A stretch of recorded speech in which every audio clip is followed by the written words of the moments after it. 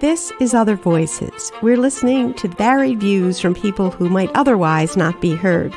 I'm Melissa Hale Spencer, editor of the Altamont Enterprise, talking to Jean Lee Hungerford Krull. She moved with her family to Altamont when she was 5 years old. She is 96 now and says she is glad current residents are fighting to retain the village's historic Victorian buildings. Krull went through all 12 grades in the single building that was Altamont High School, since demolished. She recalls during the Great Depression, while her father, Isaac Hungerford, was out of town, the Hungerford children, like others in the village, enjoyed the freedom of playing on their own. During World War II, Krull served in the Waves. She remembers being awakened with other members of the Navy Choir on the night of April 12, 1945, the night President Franklin Roosevelt died. I'd like just to begin at the beginning. How old were you when your family moved to Altamont? I was 5 years old. And just tell us about what the village was like back in the 1920s when you moved here. It was more in the 30s because it was 1928 when I came. Okay. But I really remember the 30s. I've been thinking about it the last few days. Yeah. It was a pretty bustling village at that time. And where did your family live? When we first came, we stayed with my aunt, Ernest Vin's aunt, on Prospect Terrace. But then we moved to the house on Western Avenue where I don't know what kind of a house you call it. Oh, group home? Yeah, group home. That was a farm at the time. And the McMichaels lived on one side of the house and we lived on the other side.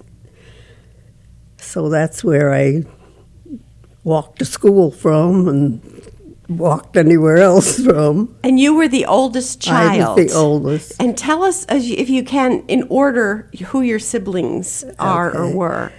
Well, the next to me was Peg, we called her. Her name was Margaret, actually. And then was Marcia, who people will remember as Marcia Purley. And then quite a few years later, Barbara was born. So there were the four of us. And tell us a little about your parents, who they were and what they did. Well, my dad was born and grew up on the farm in East Burn, so he was a farmer boy to start with. But he went on without a college education. He graduated from Altamont High School in 1918.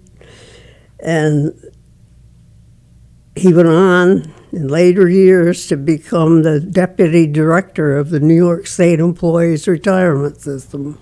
Wow, so he did well. He did very well with a Altamont High School education. Yeah, well, I looked up an old story that your daughter, Kristen Casey, had written, and she wrote that when he was younger, he was the tallest boy, and so he would light the lamps. He was. He lit the gas lamps. Yeah, I thought... He was about, I think he was on 6'2". And, but that's what he did when he was in high school.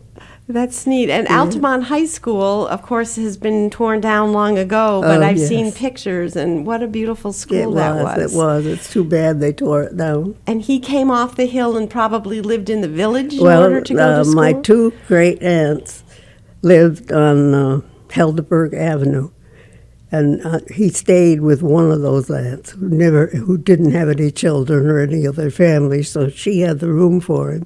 So he stayed with Aunt Florence while he went to school. So getting that education turned out to be a good thing. Yes, it did. So tell us a little about your mother. Well, my mother was a city girl. They met at a place on Warner's Lake, and they met in July and were married in December. Oh, my gosh. So they knew they were right for each other. And it lasted until my mother finally died in 1980. My father died my mother died in 1990. My father died in 1980. So it lasted from 1921 to that time. Oh, that's wonderful. But Mother was a city girl, and I don't remember too much about her young age, but I know I had a book of hers, and I know what she called jump center for the basketball team when she was in high school. Oh, wow. So that was rare to be an athlete and a woman in that era. Yes. Good for her. Yes. But she didn't have any further education either, but she was very smart, let's say. I don't know. She was more of a social butterfly than my father was. My father was, well-liked and very social himself, but he was sort of on the quiet side, and Mother was a little... Well, that can be a good combination in a marriage, Tim. Yes. And again, that same story by Kristen, it went over some of the family history that was fascinating. Your mother had in her family tree Arent Stevens, who was an interpreter during the French and Indian War, and the grandson of a Mohawk princess and Dutch settler. I mean, what a long-term history you have on both sides. Yeah, both sides. In this country. My dad's went way back to 1630-something. Gosh. His family, Hungerford. That's amazing. Yeah. And in this area, too. I Talk know, about they deep all were roots. here. So then getting back to your own childhood, just tell me a little bit about some of your favorite pastimes in Altamont as a kid. I think about that a lot when I think about kids today that don't play outdoors, and they don't, I don't know, it's just different. We amused ourselves. We never heard the word boredom. Yeah. And we played outside. I can remember playing cowboys and Indians with the boys in the neighborhood. And I like to draw, and I learned to read quite early, and I love to read. Are you still a reader? Oh, yes. What are your favorite kinds of books, or do you have a very favorite book? I like historical fiction best. Yeah. Actually, right now I'm rereading one of Diana Gabaldon, however you say her name, the Jamie series, I call it. But I've read them before, but I'm enjoying every minute of it still. That's great. Well, so when you were playing cowboys and Indians, this interests me because I don't think kids do that anymore. You're right. I don't think so. You were kind of on your own in the village? Oh, very much so. We were free to go anywhere. I mean, I wonder sometimes now that when Mother ever even knew where we were most of the time, and that was even when we were quite young. So it was the kind of environment where there were probably adults around that you knew in the neighborhood, and everybody kind of oversaw everyone else's kids as they played. And I can remember, as I said, my two great aunts lived on Helderberg Avenue, and we would go to visit our relatives. And I had another, I think she was a second cousin or something. She lived in the house next to the Masonic Temple. We'd go and visit these people. Yeah, that's great. You could go on They'd your give us own. a cookie or whatever, and we'd talk for a while. And that's what we did that with our older, and I mean older. They were my great aunts because they were my father's aunts, and it was just nice. Yeah. Well, you mentioned the Masonic Hall, and I know one of the things that came up at this story swap was there were movies at the Masonic Hall. Is that? Oh, yes. Yeah. Every Tuesday and Saturday. So you didn't have to, travel into Albany to go to a movie theater. You could go Well, we didn't go to the movies that often. So what kind of movies were there? Well, it seems that I remember that on Tuesday nights it was usually cowboy movies.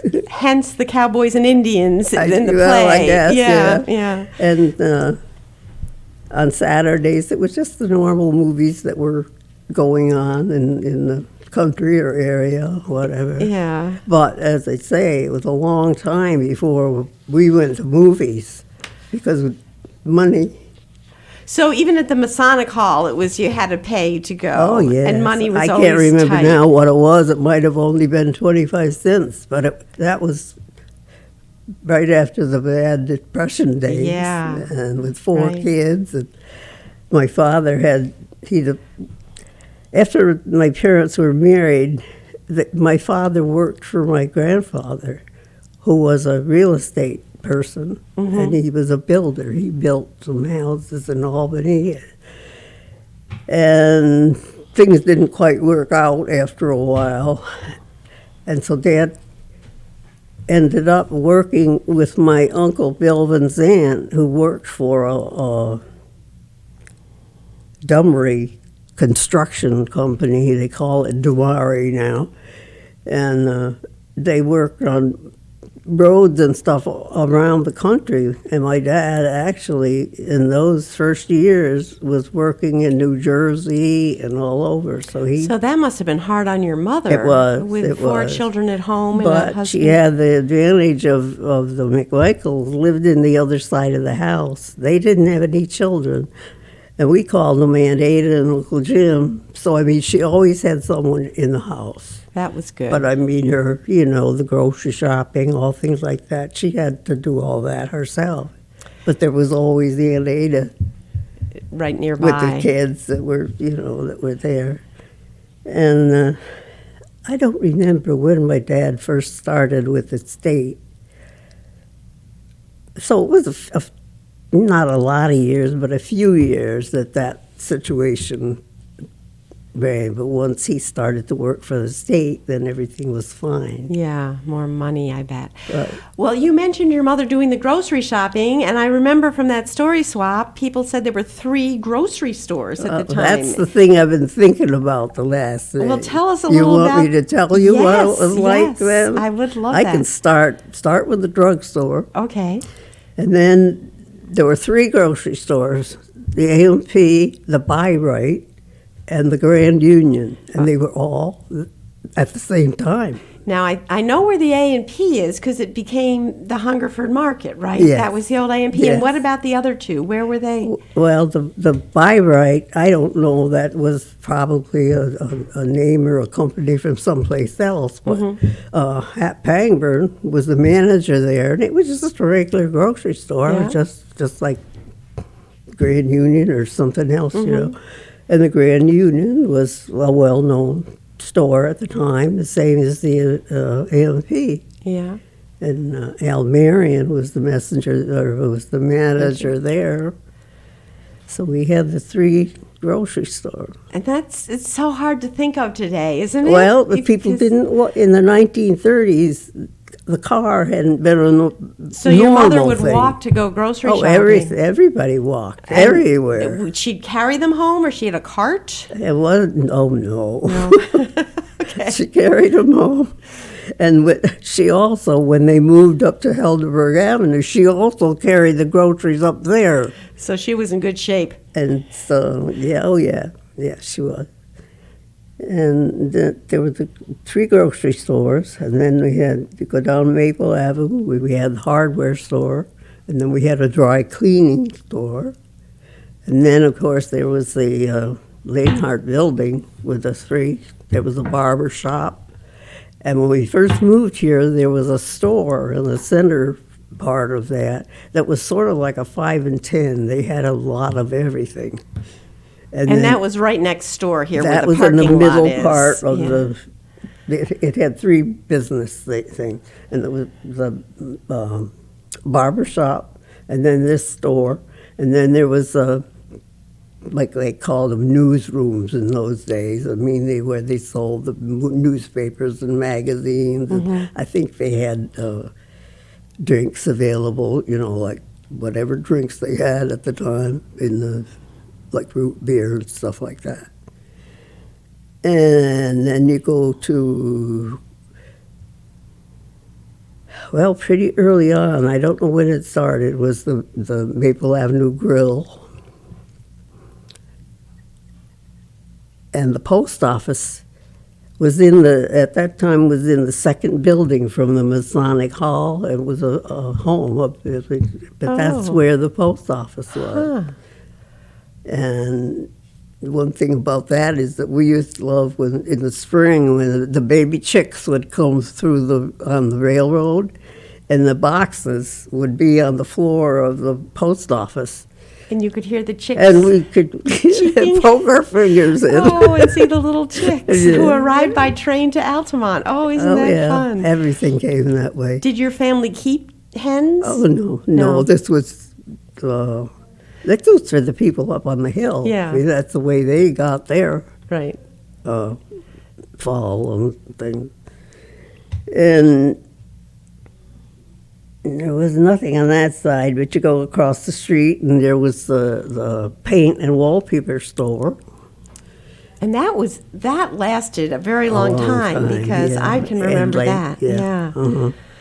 And a couple of buildings over, well, of course, there was I think the Enterprise was going then. Yeah. And Minton Becker's shoe repair store. And beyond that, what is now an apartment place, big square building there. That was a garage of some kind. And my father told me a story about that, too. And that in the back of that building, there was a big hall, and that my father used to play basketball when he was in high school. Oh, my That's goodness. where they played basketball. So it must have been quite spacious inside. Yeah. Yeah. But of course, now that building is apartments. And you come back up, and as I said, it was a garage, and then the shoe store, and then the Enterprise. And I can't remember. I think the next house there was just a residence. I don't think there was a business in there at the time. But then on Main Street, of course, you got the drugstore, the grocery stores. We had 2 bowling alleys.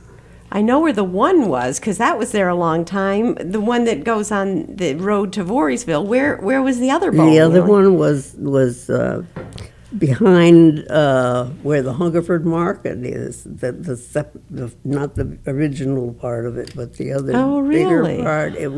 There was a big walkway that went back. Oh my! And it was Torlich's bowling alley. I love the way you have a map in your mind. Oh, and it's I like do. you can walk the street the way it was, I can. in the 1930s. That's neat. And of course, the Grand Union was where that second part of the Hungerford Market was. And then there was another newsroom that was just before the railroad.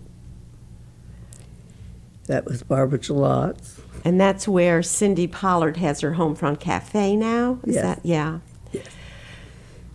Well, one thing you haven't mentioned, and you were a reader, is the library. Where was the library? The library, I don't know originally, but When you were excuse a me, kid? when I was a child, it was always where the Renew Spot is. Oh, that little building. I love that little building. Yeah, that was- would have been a neat That library. was their library, as long as I could remember.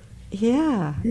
Well, one of the things I wanted to ask you about that isn't really anything to do with Altamont, but just so fascinating to me that you had joined the Waves during World War II, and I had to go look up because I didn't know what Waves stood for, and it is Women Accepted for Volunteer Emergency Service. And I knew just a tiny bit about it because I went to Wellesley College, and Mildred McAfee left Wellesley, she was the president there, to go and lead the Waves during the war. But tell us, first of all, why you decided to do that. That was quite... Well, I had worked, when I first got out of high school, I worked for an insurance company for a year.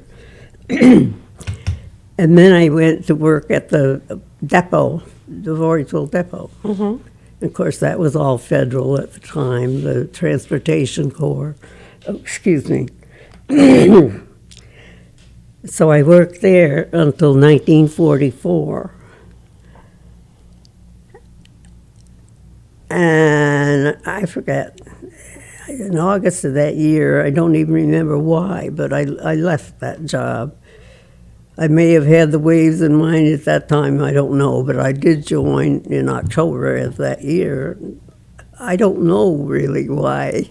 I didn't know anybody that was in it. Did you want to be part of the war effort? Was it a patriotic kind of? I don't know. Yeah. I don't really remember. It wasn't any big patriotic thing. It was just, at my age, it was just something exciting to do. It is exciting. And we have an old picture from the Enterprise of you in your uniform with your cap looking just drop dead gorgeous. Oh, it was a great experience. So tell us about that. Where did you go to get Well, training? first boot camp, we went to Hunter College in New York, in Queens, I guess it is.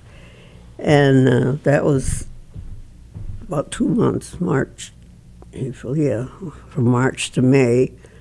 And then everybody was assigned something, whatever they were, the testing and everything had shown that they were ready for. And then I went to the Link Trainer School in Atlanta.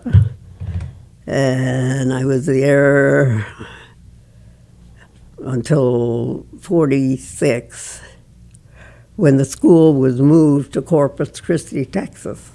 So then I went to Texas, and I got out in 1st of July in 1946 when the war was all ended. Well, one of the things that Kristen had written about in this earlier story, I think she wrote for your 80th I didn't know birthday. she was going to do that at the time. I looked it up in our archives. She said that the night Franklin Delano Roosevelt died, which was April 12th, 1945, I looked it up, you were asked with other members of the Navy choir. You had to get out of bed, and you sang on national radio some of FDR's favorite hymns. We did. Wow. So what was that like? Well, it was all very exciting. It was just the wave choir. It was just our wave. What did they call them? Just the unit that we were in. That we were the chorus. And Ray Charles. Do you remember the Ray Charles singers? I do. Not the black Ray Charles, but the Ray Charles singers. And he was our director. He was a sailor at the time. And that night, we got called out of bed and were marched through New York City to the, was it the Essex Hotel on Central Park? I can't remember, but there was a hotel that faced Central Park. And that's where the broadcast was going to be done. And we were marched through the city from the Queens, where we were, to that hotel near Central Park. And the main thing that I remember we sang was the Navy hymn. I don't know the Navy hymn. You don't feel like singing a bit, do you? How does that go? Oh, dear.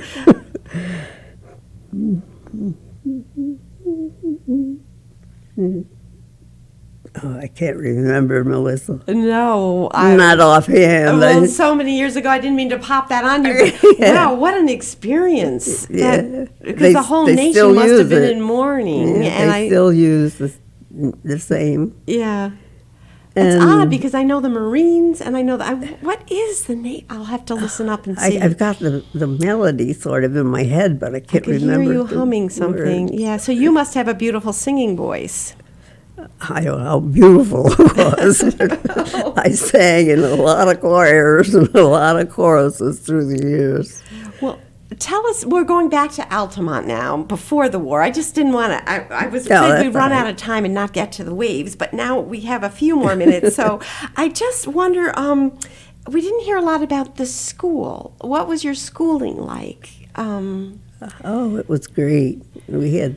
I started quite young. I was 5 o'clock. I was 5 years old when I started first grade. And but we had wonderful teachers. They were women who lived in the village. And it was just a great experience. I loved school. So was the early grades, were they part of the high school building? Is that Oh, where it was all in one. So you were in that building through your whole career from first grade in through school. 12th grade. Oh, wow. It was all in there. But 2 grades were in one room. So there weren't, in each class, like how many were in your, say, graduating class? In my graduating Yeah, class, just to get an idea of the size. I think 24. Oh, my. I mean, the classes weren't that Yeah, big. And of 'cause course, now that it's hundreds and included the hundreds. bus people that came from as far away as McGowanville Yeah. and also up on the hill. So did you get very, very close to your classmates, having been together, in such a small group all those years? And they're all gone. Oh, wow. Is that hard to be the person that lives the longest? In some ways, but you still remember a lot of them and what you did and so forth and so on. But I'm not thinking, lots of days I think it's not so great being 96. Yeah, well, you just look remarkable. You're wearing a sweater you knit yourself and just looking lovely. But Yes, I'm very lucky. Tell us about the day in the life of a 96-year-old. Like what does your day consist Well, I of? still do a lot of my own, I guess you'd call it housekeeping. I have my part of the house. I have my living room, my bedroom, and my bath, and I keep them up myself. I've stopped most of the cooking because Bob does all our cooking. He loves to cook. Oh, isn't that great to have a man that loves to cook? Yes, yes. And I Yeah, did is make cooking- a batch of cookies yesterday, and it took me forever, and I was exhausted by the time I finished.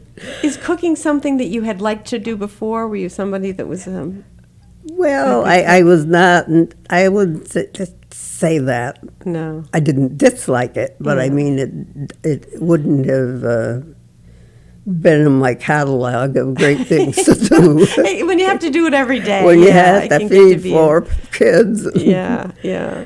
But no, I didn't mind cooking, but I mean, my sisters are all much more interested in cooking than I ever was. So you do your housekeeping, and I know you knit because I can see the Well, wonderful I knit product. and I read, but there are things I wish I could do. I used to sew a lot. I made a lot of my own clothes. Really? And I made all my kids' clothes, knit all their things. And I loved, in the later years, I loved to do cross-stitch. But hands don't allow that anymore. But having being able to knit and to read, I'm perfectly content. And you're back in Altamont, where being in Altamont, yes. Yeah. And the best part about that, of course, is being with my 2 kids, my 2 daughters. So, but Marcia's gone, Bud's gone, yeah, that's but I have Chris and Kirby, so that's that's the best good. part. That's an anchor. Yeah. Well, we've used up our time rather fast. Do you have any closing thoughts you'd like to share with people, just from your perspective of a 96-year-old, or just from having lived in Altamont when it was such a bustling place? Well, I think one of the best things is that it's good to see people fight to keep Altamont the way it is. I mean, not to spoil it, because all these businesses I talk about were all in buildings that are still there, and they're just exactly the way they were. Mm-hmm.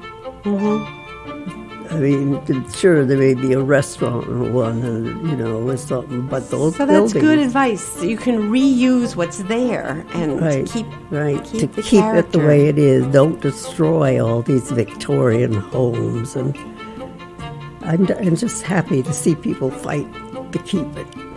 Well, good. You're a fighter yourself. I can see that. Yeah. Thank you so much, Jean. Oh, you're welcome.